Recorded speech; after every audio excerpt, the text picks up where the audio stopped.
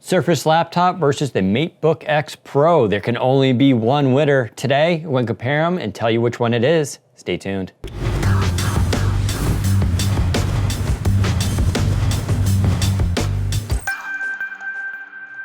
All right, so when it comes to thin Ultrabooks, well, these are two of my favorites, and if you've been watching my videos in the past, you probably know why. It is that display aspect ratio. So these are two 3x2 aspects. Now Surface has been using that for quite a few years, ever since Surface Pro 3, and now we have it with Surface Laptop, but we haven't seen it before with another Windows laptop, and Huawei is one of the first ones to, well, release a device that's very similar to the Surface Laptop in terms of specs and features. And before we get started, if you're wondering why my Surface Laptop looks a little weird, I'm using a skin on here. I actually did this a few weeks ago, I just never covered it. It's called Extreme Skins. It's a UK-based company. Go check them out if you want. They're not paying for this video. I just bought it my own. I don't know. I kind of like it. Maybe you don't. Anyway, these devices are very cool. They're also priced very similarly, although there are some core differences between the displays and the hardware inside, and of course, those ports. So let's get to it. All right, let's get to the displays. The Huawei Matebook X Pro is 13.9 inches, we can just call it 14, with a display resolution of 3000 by 2000. It is touch sensitive too, which is always a nice feature. Just a really stunning display with those ultra thin bezels. In fact, the thinnest bezels on the market with a 91% screen to bezel ratio, just really impressive.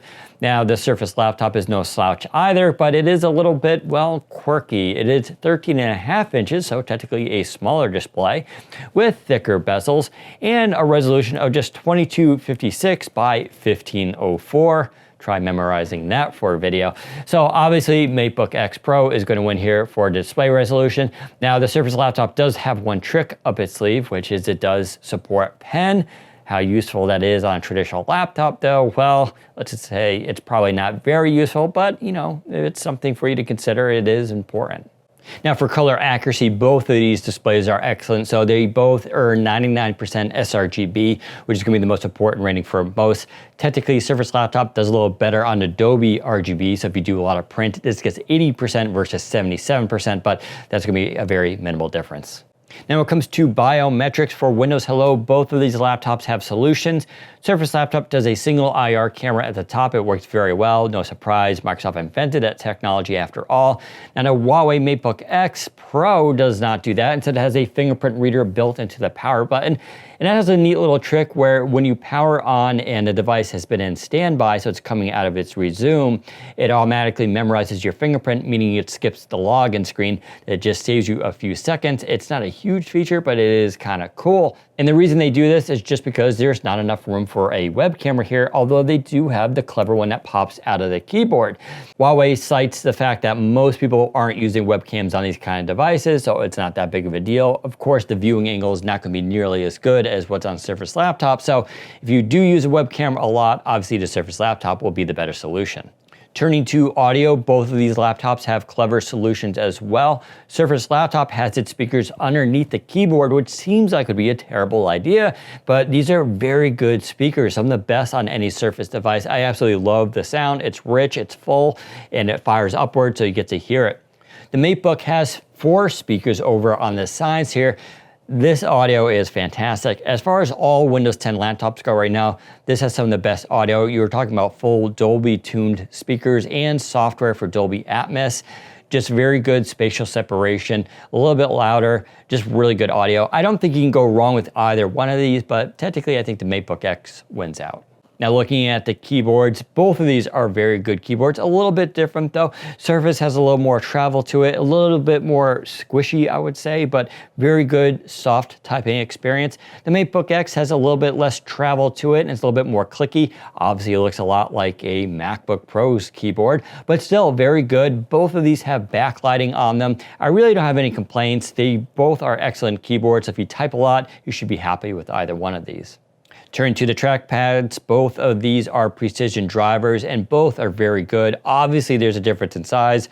Forgive the fact that mine's green. I'm sure some of you guys will hate that, but don't worry, it's just a sticker. Anyway, a very good trackpad. Microsoft always makes their best trackpads, of course, so you're going to have a very good experience here. But the Matebook X has this giant one, which is a better experience in my opinion. You just have more room to move around on. Why not? It's a very good trackpad. The click is also very good on it. It's nice and soft and not too loud. So I'd give the edge here to Huawei. Turn to port selection on Surface Laptop, and well, this is pretty easy. You have USB Type A and a mini display port plus headphone jack. And that's about it. You also have your antenna lines here on the side. And that's it, nothing else. Look at the Matebook X, we have two USB Type-C. One is going to be used for charging and the other one is going to be used for data. You also get full Thunderbolt 3 support along with a little LED that lights up to let you know it's charging and a headphone jack. But not to be forgotten, on the right-hand side, we have a USB Type-A port. So obviously, I think Huawei wins here for port selection, a lot more forward-thinking than Surface Laptop is. Now looking at the bottom here, forget these stickers. This is a factory production model. Yours wouldn't have this, but you do get some screws here on the bottom so you could pop it off and replace the SSD on board here. And you really wouldn't need to do that though. They use very good Light-On SSD here, which has some of the highest read and write speeds of any device I've used, 3000, 2000 respectively. But you could put in a larger drive if you want to. RAM is going to be soldered on, so choose wisely, but it is a cool option to be able to do that. And pretending for a second I didn't have this sticker here on the bottom, you could not open this device anyway. There is nothing to replace on the Surface Laptop. So if you need to get repairs or anything, you'll have to send it in. And there's definitely no upgrading of the SSD on board, which is an okay performer, but is definitely not as fast as the Matebook. All right, let's get to processors and internals. So with the Matebook, you're going to get a few options, including Core i5 and Core i7. But importantly, those are Intel 8th generation processors. I mean, they're still 15 watt, but they're going to be quad core. That's going to be very important for multitasking when you use multiple cores. Also with that Core i7, you can get an NVIDIA MX150 GPU, which is not a huge GPU, but it does give you that extra performance boost over HD 620, which is built into the Core i5 model. Turn to Surface Laptop, you have a few options there as well, including Core M3, Core i5, and Core i7, but as you could probably figure out, that is a 7th generation system, so you're only going to get dual core and no quad core option. You also have to use the integrated graphics, so you're not going to get any MX150. That means the Huawei, at least for the Core i7, is going to be the better performer. Now you can get 8 or 16 gigabytes of RAM in either one of these, but you're going to pay way more money for a Surface Laptop, which is going to hit around $2,000 for the Core i7 model. Meanwhile, you can get Core i7, 16 gigs of RAM and 512 gigs of storage for $1,500. That's a huge difference. Ironically though, Surface Laptop, the Core i5 version, has been on sale for a while now, so you can actually pick that up for just over $1,000.